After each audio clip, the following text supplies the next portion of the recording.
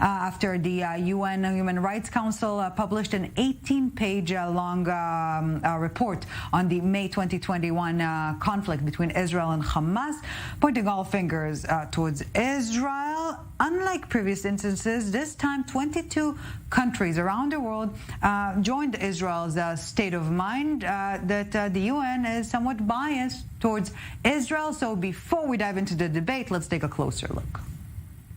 In December 2021, the United Nations Human Rights Council announced it was launching a commission of inquiry over the causes of and the effects of Operation Guardian of the Walls in May 2021, when Israel and militants in the Gaza Strip fought an 11-day war. Earlier this week, the Commissioner Chair Navi Pillai released the report to the Human Rights Council, a report that was heavily critical of Israel and what she referred to as the perpetual occupation. Her 18-page report only made a brief mention of the rocket attacks and terror attacks initiated by Hamas. In response, 22 countries, led by the United States, released a statement condemning the report and condemning how there is only one country subject to an open-ended probe from the UNHRC. But why is this the case? Why has a report about a two-sided war come out so one-sided? Is Israel being unfairly treated by the United Nations Human Rights Council? So let's get to it. Is Israel being treated unfairly by the UN Human Rights Council? Gentlemen, you know the rules. You each get 30 seconds to lay out your initial stance on the matter, and we pick up the discussion right after. So, Samer, please take the lead. Well, I think the Palestinians have been treated unfairly by the United Nations, not the United Nations Human Rights Council, but the United Nations Security Council, who has been blocking the international will from ending the Israeli occupation to the Palestinians. There is a fact the Israelis should admit they are occupying millions of Palestinians and they are violating the international law. This is a fact, and they need to get used to it. The human rights, the UN Human Rights Council is just documenting these violations. Right, and it's an interesting distinction you're making between the Security Council and the Human Rights Council. We'll get to that in a second. Hen, your take?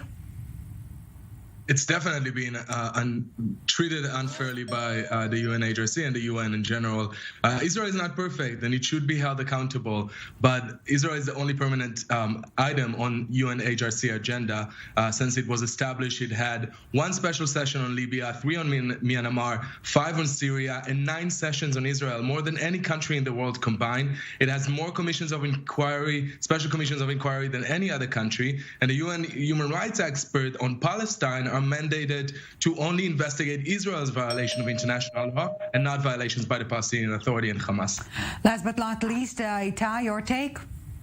Yeah, I will add to Hen's comments. There are, in general, in the UN, 193 members, dozens of ongoing conflicts in different levels, and then you have 125 condemnations overall in all the UN mechanisms against Israel, which is almost triple than all the countries combined. And Hen mentioned the UNHRC, and I will add that this is the only instance in only country that you have a permanent commission of inquiry investigating one side. Right, and gentlemen, please feel free to interact from this point onwards. And you know, some interpretations of the mere existence of the report or its contents are alleging that it essentially says, or rather takes from Israel the right to defend itself against terrorism. Perhaps it's a bit too much of a big of a statement. Perhaps it's undermining the case of Israel here, Itau? Well, I think we should look on other countries when we ask ourselves what other conflicts or countries have been held to so much criticism on their self-defenses from the UNHRC. And I can tell you that I can count it in one hand. The question need to be, is Israel is the only country that held on double standards when it's come to defending itself against terror attacks, against missiles attacks, and I know it personally. I came from these areas, and I don't think it's undermining. It's something that every country will do when it faces such threats. Again, it's not perfect. Israel have a lot of challenges, there is many moral dilemmas, but still it's not undermining. It's making a standpoint against the bias of the UN system. But Hen, why is Israel nervous about the report? It does not necessarily have teeth, meaning that it does not necessarily will trigger an investigation of Israel at the ICC. So why make such big of a fuss over each and every report if the initial standpoint of Jerusalem is that Israel is guilty until proven otherwise, so to speak, in the UN? Well, I mean, generally speaking, yeah, I do think that sometimes we are giving too much attention to this sort of reports. But I do think that there is weight to the UN, and we need to look at it seriously and understand that this type of actions, we're not an empire in the Middle East. There is an Arab empire in the Middle East. There are so many Arab countries, but there's only one Jewish country, and it's 0.03% of the Middle East. We can't be dependent on ourselves alone. We have to have the support of other countries. Other Arab countries don't need that. They don't care if there's reports about them, but we should care because we're not an empire. And I think that's a really important issue for us to remember, that we are dependent on international legitimacy, and that's where this sort of reports and this sort of allegations are really important to tackle and to call out. But I do agree that sometimes we give every report too much attention, but not in this case, in my opinion. Well, Samer, before I would ask for you to comment, Hen, I would like to echo what you've just said about Israel not being an empire in the region. Perhaps it's this lack of confidence Israel has in its ability to a defense level, but of its diplomacy. Maybe Israel is not as weak as it tends to think in certain frameworks, and most notably global bodies. I do think that, right, we're not weak, but we are still a nation state, unlike the Arab empire that we live among. And I think that's really important to distinguish, that we are depending on international legitimacy. We're not weak. We are able to defend ourselves. Thank God for that. But we're still dependent on international legitimacy for economic reasons. Again, not that any of this affected us, but perhaps it's because we are fighting so hard against our people that are trying to push against us. Yeah, and Samer, some suggest that the involvement of the UN is leading to a counter-conducive result, meaning that any foreign involvement essentially facilitates to bypass direct contacts between Ramallah and Jerusalem, and by that hinders any potential solution. So maybe this tendency of the Palestinian Authority to resort to international forums and Israel's tendency to avoid them as much as possible is essentially keeping them even further apart. Well, first of all, the fact that there are too much reports from the Human Rights Council, it doesn't mean that they are focusing on Israel. It means that Israel is committing too much crimes. Ask me as a Palestinian, that I am living under the Israeli occupation. I can feel it every day in my life.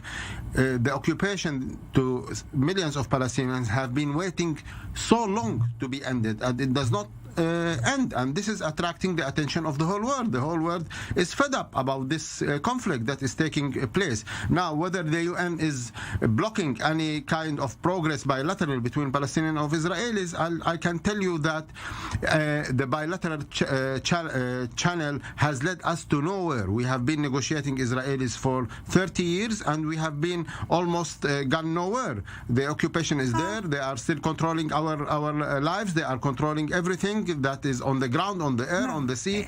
So the bilateral channels is leading nowhere. We need international involvement. I wouldn't say that the negotiations are ongoing for 3 decades. International involvement very much evident. But Samer, before I will ask our colleagues to give their comment, there is no mention of the Palestinian side, of Hamas ruling the Gaza Strip, engaging in the conflicts. We're talking rockets. We're talking other mechanisms being used by Hamas during the May 2021 conflict. No mention of it. It can be really helpful. Samer. Well, if I there is of course some violations of human rights committed by Abbas in Ramallah and by Hamas in Gaza. But I think as far as the international community are concerned, the international law is concerned, it's mainly the main problem here is the control of the Israelis over all the Palestinians. This is the main issue. I mean, how can the world stay silent when they see that during the war last year there were 67 children who were bombed and were killed under the ruins of the buildings in Gaza. Whole families were killed after being bombed by the Israeli armies. This is severe international law violation and crimes, and the world cannot stay silent on them. Of course, as a Palestinian, I can tell you that yes, there are a lot of issues of concern on human rights violations by both authorities in Ramallah and Gaza, but it does not rise to the level of being international crimes the way that Israel is committing every day by confiscating land, by shooting people. We are shot like dogs in the streets. We are shot like Palestinians in the streets, because in Israel it's not allowed to shoot a dog, but it's allowed to shoot a Palestinian. The rules, the instructions for the army to open fire on any Palestinian is obvious. Any soldier can kill any Palestinian anytime. I have never seen a soldier, an Israeli soldier, that has been taken to court to be judged on killing a Palestinian, unfortunately. that's not correct. Please, Hen, Itau, First of all, if you want to examine the international community and its role in bringing the two sides together, we should ask ourselves, 67 children, that's a lot. But we did the research. Most of the world doesn't care if 67 children killed in Iran, in North Korea, even in Europe. They just don't care. So this means you can kill 67, and it's okay. Or in some reason, the Israeli-Palestinian conflict became the most interesting thing that the world has to engage with billions of dollars going to God knows where, to NGOs, to activists, got swallowed by the Palestinian Authority, got swallowed by Hamas like we saw today in the news, and nothing good is happening with it. Nothing. Yeah. If we want to talk about peace, if we want to talk about a solution, and we going to the macro level, all we can see is that the two sides get more and more polarized with each other. No doubt about that. I think that we can all agree on that. Hen, 20 seconds for our break. Final comments? I just wanted to say to Samer, I mean, my heart goes out to everything he says. Of course, a lot of it is not true and not based in fact, but at the end of the day, we need to see each other's humanity, and that's what will solve this conflict, not throwing accusations at one and at another. Yeah. And also, you've been going to the UN for so long. What has that got you? Where does that got you? Right, and hopefully we will not be tolerating the killing of 67 children anywhere on this planet, not just in a specific location. We're taking a very short break. We're back in a bit. Don't go anywhere. Welcome back to the summit. Still with us, Hen Mazzig, Samer Sinijlawi, and Itau Reuven. Thank you, gentlemen, very much for staying with us. We're staying with the UN and its credibility or lack thereof. Let's take a quick listen and pick up the debate right after. The root cause is clearly the occupation, and the occupation must end. So we call this a perpetual occupation, and we say that's the core underlying root cause of ongoing violence, displayed in terms of the forced displacement, the threats of forced displacement, demolitions, settlement construction and expansions, settler violence, and the blockade of Gaza. We're disappointed that Israel has not permitted us to visit Israel, to see for ourselves, to talk to victims, particularly of the Hamas rocket attacks. It's very important that we have a balanced report reflecting the situation of all victims. I constantly hear murmuring that we're very biased and we only represent the one side, that's anti-Israel side. So I cannot understand why they wouldn't let us in and interview appropriate witnesses. And dear gentlemen, before we go back to the Israeli-Palestinian conflict and the UN in the middle of it, I would like to broaden our discussion for a bit and quote a question asked by Ukrainian President Volodymyr Zelensky at the UN Security Council only last month, asking very clearly, is international law dead? Another 30-second round, and we pick up the debate right after. Samuel, please take the lead. Well, I think yes, international law is dead. It's not active. If the victim or does not have enough power to impose his rights, it's a jungle. The international law is just a decoration. I think the international law is just used by a supreme power to be forcing things on the less powerful nations all over the world. It's only the main players that are benefiting from the international law, but the weak nations are not benefit from this law at all. Itau, your opinion? Well, it's not dead, but it's held hostage by a group of self-proclaimed human rights NGOs. Use it for its own good. There's no doubt countries love to waive it, but ignore it when it comes to their own security. But in order to save it, we also need to be honest. You can't have one international law system for whole the world and then one different one for Israel, ignoring all its security needs. And last but definitely not least, Hen, your take? I agree with Itau and with Samer, actually. I think that the people that are the victims of this, of how international law has been abused and tainted, are the weak countries, are the millions of Uyghur Muslims in China and the people that are under war in Ukraine by Russia.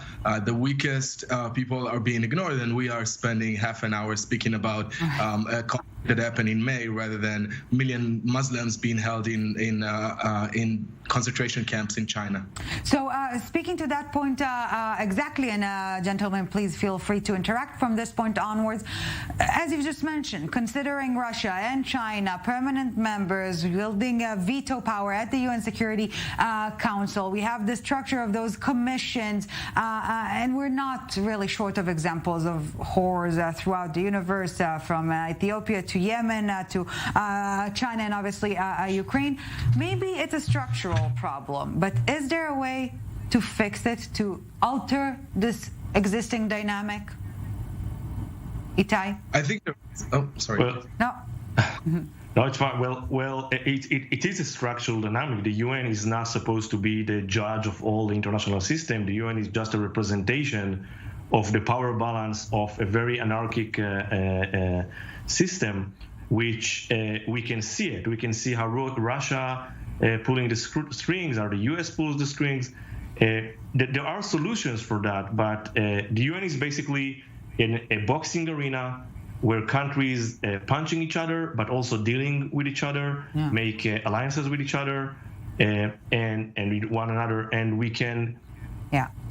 I think the solution is should be holistic, like style after World War II, when they rethought about how the international system should look like. Yeah, and it brought us to here. Hen, sorry for interrupting you earlier. Yeah.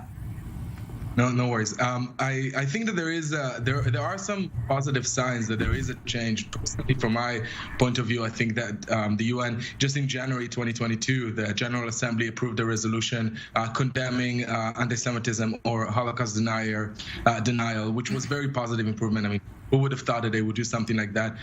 There are other changes that are happening. It's too little, I think, but I think that there is the more people speak up and the more we are using now, the age of social media, we are all able to make a difference. The more we speak up, I feel like there is a way to change it and improve it. And let's dive back into the case we were discussing. Samer, unlike previous times, as we've mentioned earlier in the broadcast, this time around, no less than 22 countries backed Israel in its claim against the bias over this report. And I want to ask you, what can we attribute that change in tune to? Well, I think the Israeli diplomacy is very efficient in generating more international impunity to all its crimes and violations of international law. And if you have seen the list, it includes countries like Micronesia, who has a list of, I think, 50,000 inhabitants, and similar countries, maybe one or two European countries that are considered to be the Israeli submarines in the EU, Bulgaria, for example, Hungary. You are enjoying always the support of the United States of America. I mean, these countries, even if Israel tomorrow will come and bomb a Palestinian village with an atomic bomb, they will say nothing. They will not. I mean, allow me to be very distressful. We lost hope of the international community. I mean, myself, I have been 50 years under occupation, and I can see that there is a way out at the end of my lifetime. We need to be free. We need to be equal. We need to have a sense of citizenship. I am not a citizen of any state, because simply Israel does not allow a Palestinian state, and Israel does not want to recognize me as a citizen with full rights. And I am a Jerusalemite, born in the capital of Israel, in the claimed capital of Israel. So for a situation of a person like me, who has been always advocating for nonviolence, always advocating for dialogue with Israelis, and I think this is what we should invest efforts in. We should engage a lot with the Israelis, talk to them, because one of our problems is ignorance. We don't know each other, unfortunately. Each one of us is a victim of the bedtime stories that our parents and grandparents kept telling us about historical rights, and about that the other side is really want to kick us outside of the country and kick us in the sea. So we are victims of these bedtime stories, and we need to engage better. But as Palestinian, we lost hope of the international community. We lost hope that the international could do anything to us, anything for us, or would contribute in solving this conflict. And capitalizing on what you're just been saying, Samer, maybe it's time to stop resorting, and again I'm talking both Ramallah and Jerusalem, resorting to foreign entities that will intervene in the conflict, that in the end of the day we're the ones who live it. Itau, final thoughts? Well, when it comes to the 22 members and the UNHRC, that's actually one of the list that you showed is they usually condemned Israel. They usually provide statements that condemning Israel, but this time, because of the very clear nature of the COI, of the Commission of Inquiry, which is biased, inherently biased, but also permanent. It's the first time in the UN history that the UNHRC just giving a free mandate to 3 people to investigate a country without any clear finish date. The countries don't want it to be a precedent for them, and therefore joined Israel. And if you can look, one final sentence is that most of those countries are also the biggest donors to the Palestinians.